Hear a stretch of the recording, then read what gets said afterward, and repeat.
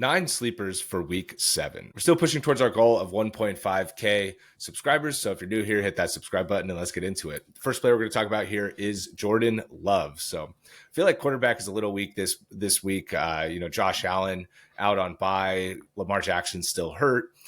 So you might be looking for quarterback one a little bit more. Obviously, in your superflex leagues, you're going to be starting Jordan Love, but I think he's got a pretty good matchup against Arizona. Didn't play super well against Cincinnati last week, but I would expect a big bounce back here from Love. And, he didn't play very well because Josh Jacobs ended up scoring so many times. But overall, I think that that's maybe not going to be the case against Arizona, and that Love can continue to build that connection with Matthew Golden, wink, wink, foreshadowing, and have a good game this week. Yeah, and it is interesting too, because the Packers defense hasn't necessarily looked as good the last couple of weeks. Obviously, their opponents were really strong in those games, but Arizona, whether or not Kyler Murray comes back, they showed they can move the ball really well with Jacoby Brissett. And so when you initially had Love as a sleeper, I was like, I don't know, that doesn't really feel like a sleeper. But on ESPN, he's ranked as QB 15. So in your shallower leagues, or obviously 1 QB leagues, he's definitely someone that I would be comfortable firing up this week. Yeah, and I was surprised to see that too, so this one maybe feels a little bit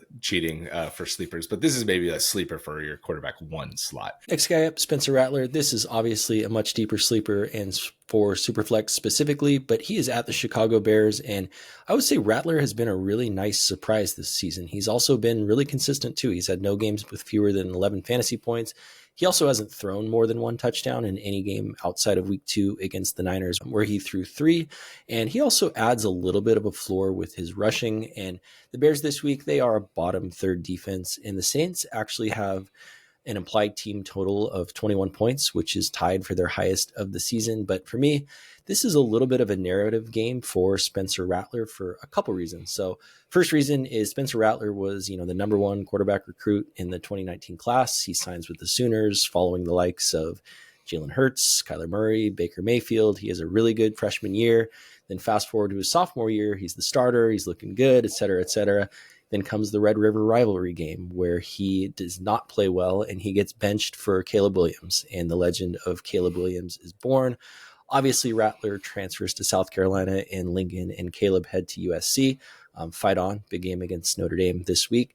And the second reason is we've had a lot of trade rumors about Kamara and Olave. And, Kamara's kind of shut those down, saying he's going to want to drink pina coladas if he's moved. But to me, if I'm Rattler, you don't know how long you're necessarily going to be the starter for this team. So I am feeding my playmakers and just going all in this one. Yeah, and you see that he's 12% owned. So if you're in a pinch, there's a chance he's out there in your Superflex league. So, definitely somebody that we're both interested in playing. And he's looked way better than I was expecting, honestly. And he's made Olave relevant. He has hit on a deep ball to Shaheed a couple times this year. And so, I think Rattler against a bottom 5 defense in a week where we feel like quarterback is pretty weak. If you're in a pinch, definitely throw him in there. And even on Sleeper seems to like him this week quite a bit. He's got like 14 or 15 projections. So a little higher there than normal for him. Next guy up, another one of my guys, TreVeyon Henderson. So I don't necessarily feel great about this one. And Mike Vrabel was on record saying his team's running backs need to are focusing too much on ball security. It's like, okay, man, we know that's just Ramondre. Henderson has never fumbled in his life. What are we doing here? And unfortunately, looking at last week, Henderson only had a 30% snap share in his first game with Antonio Gibson. Obviously not good. He had 9 carries for 27 yards and only 1 catch to go alongside of it.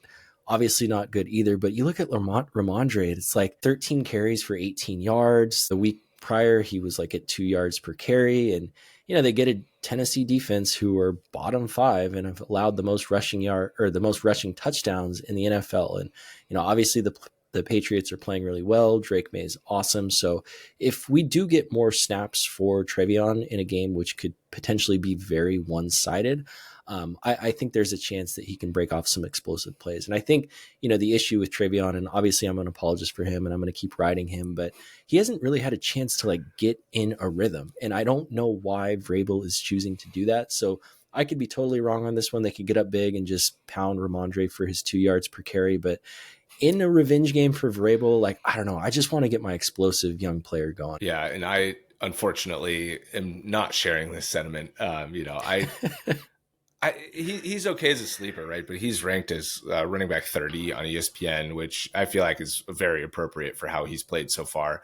And I don't know if you put a lot of value in PFF grades. There's been a lot of scrutiny on PFF grades recently, but TreVeyon Henderson is ranked 55 out of 55 amongst qualified running backs in his PFF grade. He's literally been the worst graded running back this season so far. So as explosive as we know he just is not playing very well, and he needs to improve before I'm comfortable really counting on him in any sort of meaningful way. So I don't have TreVeyon Henderson anywhere. I did have him in my guillotine league where I got chopped already, which is unfortunate, but he had quite a bit to do with it because, I picked him in like round 4, and it was just really rough to have a kind of a hole in our lineup there. So overall though, we do have hope for him long-term. That's the thing is, so this week maybe is the jump start if he can get on the field over Ramondre, like you mentioned, but this is kind of going to be a tough one until we see that major breakout game.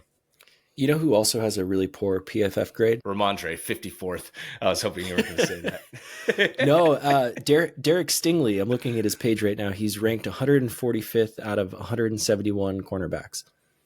Oh my gosh, Derek Stingley. Okay, well, Derek that's Stingley. why there's a lot of scrutiny. Well, and last week didn't Ken Walker have more than or have a better grade than Bijan? Even though Bijan had like over 200 yards. Yeah. Yeah. Like, what are we doing here? Next guy up is Tyjae Spears. So this is one of my guys for this week going up against New England. Obviously a decent run defense. They've been pretty solid overall. They gave a bunch of points early, but New England's defense has been pretty good. My thought here is that Spears, ranked about running back 45 this week, saw his role increase in a big way last week. He led the team in snaps, and so I'm just hoping that trend continues. He gets even more involved in the passing game because we all know that Cam Ward needs more help in the passing game. Calvin Ridley likely to miss the game, so I think there's going to be a pretty big role for him there. And then also if he continues to expand how much work he gets rushing the ball, maybe he can get up into the 10 carry range in this game. He finds the end zone. So, 6 targets, maybe 5 catches, 40 yards, something like that. And then 10 carries for 30 yards. So he gets somewhere in that 60, 70 yard range and can hopefully find the end zone. I think Spears this week, we could see the breakout, and he's available still in a lot of leagues. And so, I obviously really want him on all of my teams that I can get him. But overall, I think this is the week that we're going to see him take a step forward. There's also been some Tony Pollard trade rumors. So if Pollard does get traded, this is going to be somebody that could really help your starting lineups down the stretch. Yeah, and he seems to be the negative game script guy, which Tennessee is probably going to be in this week and many weeks going forward. And it's just interesting too with Tony Pollard. It's like he was kind of one of those guys that I was pretty in on like, hero or zero running back builds. And I thought a lot of that work was going to come in the passing game too. Like we know Tony Pollard can catch passes, but that was pretty much non-existent. And obviously the team wasn't scoring a ton. So he's been, pretty disappointing thus far. So, you're right with Spears. If he's still on your waiver wire, go ahead and add him, even if you're not using him this week. Yeah. And I think, the offense as a whole, hopefully greener pastures are ahead. Starting with Denver, the Rams, Indy, and Houston is about as bad of a start as you could expect for a rookie quarterback. So, hopefully the offense gets a little bit better, because I know some of you out there are probably looking at like, I don't want anybody on the Titans. Nobody on the Titans is startable, and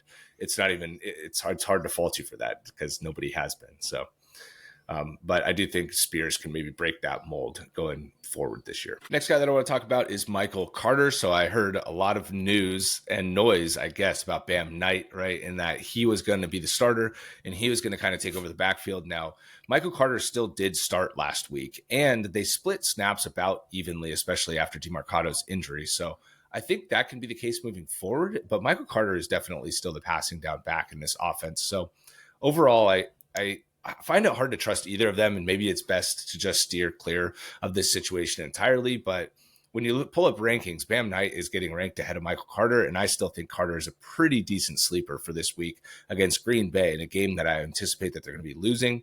Marvin Harrison, coming off a concussion, might not play, and I do think that he's going to be heavily involved in the passing game in a game where they're going to be catching up. So will he get the goal line score? No, that's going to go to Bam Knight, but there is a volume opportunity here in this game that I don't think exists for the other running back in this backfield.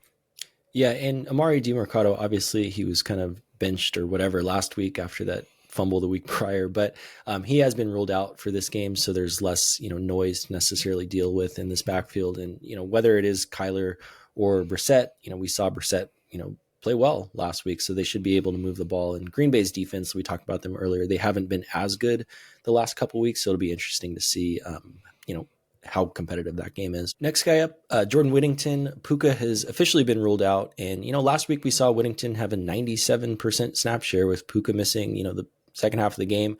He had 3 catches on 4 targets. But, we look at last season, there was that 2-week stretch where Whittington really balled out when Puka was out. He had 8 targets one game for 6 catches, 10 targets, 7 catches, in the other game. And, obviously Tutu Atwell during that time was heavily featured as well. And obviously there's no one-to-one replacement for Puka, but Whittington's skill set is much more closely aligned to Puka's than Tutu Atwell.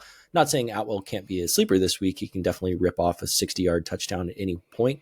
Whittington just feels a little bit safer. And this game overall should be pretty competitive, right? It's a pretty close point spread, and the Rams, regardless, kind of play to the level of their opponent. So I like Whittington to be on the field a ton this week. Obviously, Devontae Adams is going to feast, or hopefully feast, in this game, but he's someone that could easily see 8 targets. Yeah, and Whittington is somebody that I feel like they're very comfortable with, right? That he's out there a lot already. You can see his snap shares, even as a third wide receiver. He's getting over 50% of the snaps pretty consistently. So a second-year player, they really like him in the building as well. So I think they anticipate that he's going to be the one to step into a role when needed if one of the first 2 went down. So I also really like this call. I think that, it wouldn't be out of the question for him to see 8 targets this week. Next guy up is Kendrick Bourne. So it's almost impossible to fathom that ESPN has him ranked outside the top 40. I just don't understand. It looks like Mac Jones is going to be starting again this week. Purdy is trending towards not playing. Now, that could still change because Purdy has been practicing this week, but Bourne and Mac Jones just look like they're Mac Jones and Brian Thomas Jr. from the end of last year, honestly. I mean, it's been so many targets. The connection has been so good. Bourne has been making plays down the field, too. It hasn't just been at the line of scrimmage. Like, he's making a lot of his catches in the intermediate part of the field. And when I watch him, I'm like, who's that? That's Bourne again? Why? How did he get so wide open? Like, that's how I feel every time I'm watching him play. I'm like, isn't this guy bad? Didn't, like, the Patriots cut him or something? So, like, every single time I'm just, like, excited to watch him, I feel like, or like I get giddy when I see him make a catch, and I'm like, oh, he's so open. So Atlanta has a really difficult secondary to play against, especially if he's going to get matched up on Terrell. But overall, I think the connection between him and Mac Jones is just so strong right now, and you got to keep riding that in your starting lineup. So the fact that he's outside the top 40, I wouldn't worry about that in rankings. I would be pushing him much closer to 30 for this week, and I expect that he can have another productive game. 20 targets the last 2 weeks for 284 yards, which is hilarious. And I think, too, with Kittle coming back, it's like you look at Jake Tongas, he's had 11 and 7 targets those last couple games. So, yeah, maybe Kittle, like, he'll obviously take those. Maybe he eats a little bit more into Bourne's involvement, but I don't know. And the Niners defense is so banged up, they could find their way into another shootout. You mentioned Atlanta's defense being very good, but I think we've seen, enough from the Niners to understand this scheme is really good, and they're going to be moving the ball pretty comfortably. And I didn't realize this, but I was watching a press conference with Mac Jones, and he called Kendrick Bourne his best friend. So there's also really? Nice. Yeah. So I didn't know. Yeah. I knew so they had a personal connection too. Yeah. I knew there was something going on. Yeah. So just ride the hot hand, and even if Juwan Jennings plays, like, he is so banged up right now. Like, what did he say? Like 5 broken ribs in an ankle. He's got 5 broken ribs. He's dealing with a shoulder injury, an ankle injury, high ankle sprain, low ankle sprain. Yeah, Jennings shouldn't be playing, honestly. So, like, obviously, if he's active, I'm not personally worried about him, especially after seeing last week, because he was inactive for Bourne's first game, and then I was a little hesitant on Bourne last week because Jennings was playing, but then Jennings just ultimately took a huge backseat to Bourne. So maybe if Jennings goes, he can take some of AJ Terrell's attention away from Bourne and make him that much more available to Mac Jones in the passing game. What do you think the chances are that he goes for 142 again for the 3rd straight week? I don't know if you noticed that he had 142 10%. back-to-back weeks. Yeah, Let's give him 10%. Oh my gosh. There's got to be a prop bet on that. I saw something Yeah. too where it was like if he goes over 100 yards again, it'll be like the first time since Jerry Rice, a Niners receiver, had a 100-yard game 3 weeks in a row. Don't quote me on Wow, that, but I'm that's pretty shocking. sure it sounded inaccurate, but Yeah, it was on especially with Twitter, that so you. it has to be true, right? Yeah. Everything you read online is true. So yeah. Just remember that. It has to be. All right. And then the last guy here, foreshadowed it a little bit earlier with Jordan Love, but is Matthew Golden. So he was ranked just outside the top 36 at wide receiver this week. And going up against Arizona in a game where I'm hoping that Love can get it going through the air a little bit more. Second week out of the bye for Matthew Golden. He had his best week last week. He played the most, or second most snaps, I guess, but very close to the most snaps we've seen him play. Caught a couple balls down the field. He was involved in the running game as well. He got 2 carries for 16 yards additionally on top of his receiving. And so we talked about this one, that it felt a little bit more like a Jaden Reed game than we would have liked, because we do want to see him increase that target volume. But I'm still hopeful that he can do that this week, that we can see him grow into that 6, 7, 8 targets this week. And then ultimately down the stretch, I think he's going to be somebody that's going to be locked into 3 wide receiver lineups pretty consistently. So again, I'm hoping that we see an increase in volume here, and that's what I'm going to bank on for Golden as a sleeper. Yeah, you and I each started Golden in a couple leagues last week, and one of the things that we were saying was like, it just depends on how much LaFleur wants him to be a stud this game. Like, we know that they can move the ball at will, and we did see him get more involved. So this is another week where we're probably not going to have Christian Watson. We still don't have Jaden Reed. So I think, if you're in a pinch, this is, someone with a ton of upside. Last player here, Mason Taylor. So last week against the Broncos was just absolutely horrible to watch. If you're on the West Coast like us, probably regret waking up at 6 a.m. to watch this game. But I will say, he was on the field for 96% of the snaps and 12 targets, 7 targets, 6 weeks targets the 3 weeks prior. And now they're without Garrett Wilson, who's averaged 9 targets per game. And so Fields has shown us that he's terrible, right? And we all kind of knew this going into the game or into the year. But, Fields has been able to play better against, bad defenses. So they do get Carolina this week, who definitely fits that category. Carolina has been the worst defense against tight ends. And so I think he's just going to back his way into a bunch of volume here. And it's like, we talked about this with Fields too. It's like defenses don't necessarily care if they give up 6 catches and 60 yards to Mason Taylor, because that's not how they're going to win the game if they're the Jets. So there's really no other options in the passing game. So I think for this one, especially in PPR formats, we actually got a comment. Someone was asking about starting Mason Taylor over Tet McMillan. And I was like, I see the vision, but like, please don't do that. Yeah, don't do that. Don't do that. So don't do that. But as a tight end sleeper, he's someone I like this week. Yeah, and he's ranked really low on ESPN as well. So it's interesting to see for somebody that should be getting volume, but it is tied to Justin Fields. I mean, he had 12 more receiving yards than the Jets had net passing yards last week. Like, they literally had negative 10 net passing yards. So, it's rough. So, you're going in expecting Fields to be semi good and that Mason Taylor can get open. He's going to be the number 1. So hopefully that helps him get all kinds of volume in this game. But again, I'm a little bit worried. Let's just say I'm playing Carolina's defense in a league this week, which is not something I ever thought I would say before the season started. Well, this is the reason when we do our quarterback rankings, and we're super flex focused for that, we had Fields just absolutely buried, and it's like, because he's just so bad. And in Superflex, you can't do that. Yeah. You see on these other quarterback rankings, these high as like QB7, you're like, okay, if you're in like a 10-team 1 QB league, like, I get it, because you can pick up whomever off the wire. But man, has he looked terrible. Yeah, like it's just crazy too. You go see it, you go look at his fantasy page, he's got 3 games over 25 points, and then he missed a game and he's got 2 games under 5. So it's just like, okay, this is so wild. It's such a roller coaster. So the other part of this is they're 0-6, and so Mason Taylor is going to be continued to be featured as we go further along in the season, because he's a rookie and has showed some promise already this year. Justin Fields, I mean, obviously he's better than Tyrod Taylor, but like, at what point does the winless team like kind of just move off the quarterback that they've been using? So those were all the questions that we had before the season with Justin Fields, why we had him ranked poorly. And all those questions are still present. So overall, Mason Taylor, solid sleeper this week, but Justin Fields, if you can't tell, we're still kind of out on, even though he's flashed some good games. And if you have him in Dynasty, just sell him. Justin Fields, that is, because he's not going to have a job next year. This is his final hurrah, it feels like. So in Dynasty, it's over. All right, with that, thank you guys so much for watching, and we'll talk to you in the next one.